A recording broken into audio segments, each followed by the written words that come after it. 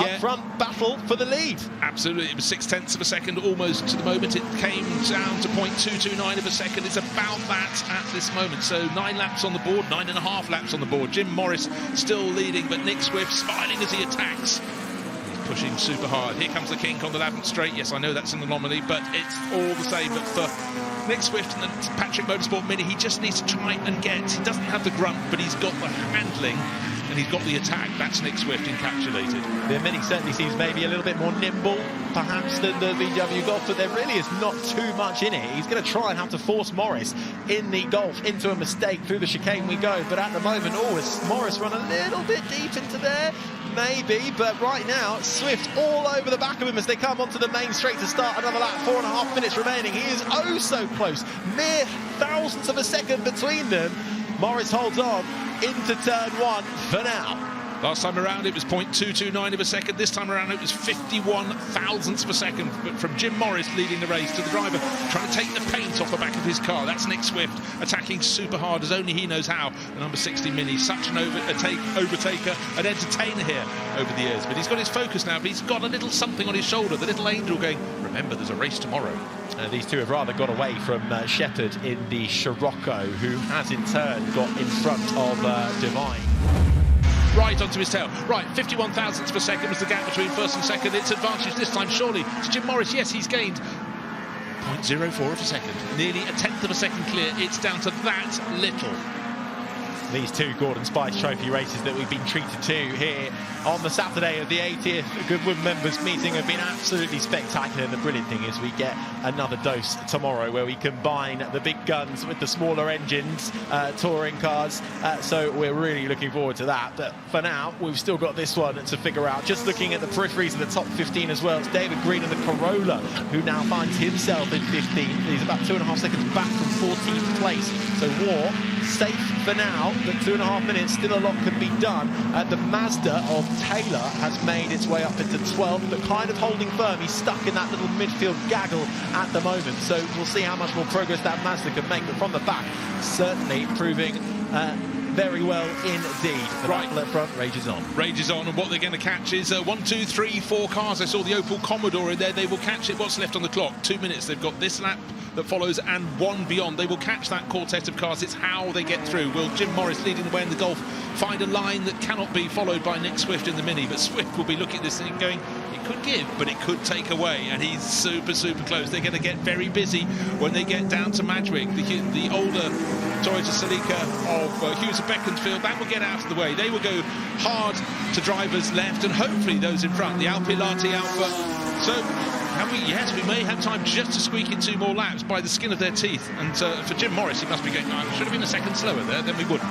Quite possibly, but I have to say, they've managed that traffic fairly well. Still got a couple of cars in front of them. That's the Alfa Romeo in front of them as Morris tries to find a way through. Goes to the inside, but can Swift follow him through, or is he going to get stuck? And they both make it through. Yes, they do. Both squeeze past the number 14 Alfa Romeo GTV. So Paul Clayson doing some good driving there, but they've still got another one to go. I think it's the 38 potentially. Is that a Triumph Dolomite in front of them? Yeah, the Morley car. Branded one. Triple X 38 it is. Still in front. So is this Swift's chance? He gets up alongside Morris. Can he find a way through? Is he using the traffic to his advantage to try and find a way through on the Golf? It's Golf versus Mini, but the Golf wins out once again. Well done, Morris. Holds on. Well, Morris was far more compromised than Nick Swift, but it was a case of just forcing his nose up the inside into the first part of Lavant, but that compromised him slightly for the second part of Lavant, and now we've got Nick Swift coming back at him, not quite close enough there to get the slipstream, so somehow, just somehow, Jim Morris has hung on. 22 seconds remaining on the clock. This is the final lap. They didn't quite squeak through fast enough to get round one more time, or did they? Through Woodcote they go. It's the Golf in front of the Mini. Time surely has run out for Nick Swift. The traffic may well have slowed them down. 5 seconds, they make their way through the chicane. Will this be the final lap? But Morris has gone wide. Is that going to allow Swift to go through? He's on the grass. Is Swift going to nick this on the line? Is that on the line, or is that a checkered flag? No, I didn't see the checkered flag. I think we're going on one more time. So wipe that smile off your face, Nick Swift, and keep the pedal to the floor. Oh, that's what you do anyhow. Jim Morris, I thought he was going to clip the end of the pit wall. He was so wide on the grass where the wall comes out just before pit in. So he's got to refocus and see what he can do. What lies up ahead, that could be the key to how they get to the end of this race. That could have thrown it all away. I think the clock timed down to 0 just as they crossed the line. So we do indeed have this additional lap still before we get to the checkered. But for Nick Swift, it's working out at the moment. But can he keep that Golf behind him, who has led the majority of this race? And what's happening next? Well, Laven's corner's happening next. And there's a waved yellow flag, I noticed, at the side of the circuit there. I can see some tar marks. Someone's put it off down there. Might have been in the last lap or so. But for now, that's great news for Nick Swift. That defends his lead. He's only got 3 more corners to go. I think there's a problem for the 36 Alfa Romeo. It's falling down the field. I'm not sure if it's a transponder, but you say there's a yellow flag. That might well be the reason. It's falling all the way down to 15th at the moment. So trouble there for the Alfa Romeo. But here comes the Golf. Straight line speed through on the Mini. That was power.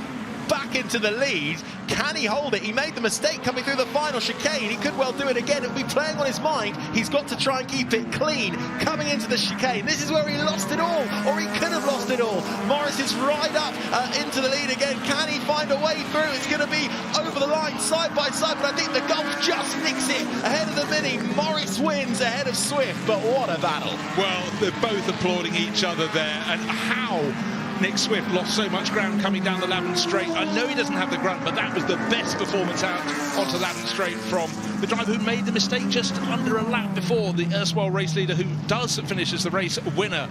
And for Jim Morris, well done. And for Nick Swift, as ever, what an entertaining race. Jim Morris, well, I'm going to dive in here, guys. Jim, did you think the race wasn't quite exciting enough? No, what happened? No, I thought I'd just, throw it away on the last one lap and see if we could get past him again. I thought I was going in the wall. I just couldn't believe the way the curb, grass creek, grass. Oh, God, we're going for the barrier. And then Nick's there and there's no way to go. You thought you were going in the wall, but you kept your foot in. I kept my foot in. I was not relenting. I worked so hard, and I've seen the side of this car in my mirror for 13 laps. That's all I've seen is number 60 like this. It's been fantastic. And, Nick's Mr. Goodwood. Nick's the mini-man around Goodwood. So, my little VW, and we've always had a bit of needle, but I've worked bloody hard for this. And it's, it's an honour. It's an absolute honour. Absolute honour to race this bloke. So, long may it continue. Absolutely. Nick, let's come to you. I mean, you didn't have anything else to give, did you? No, that was it. I had everything I could possibly give.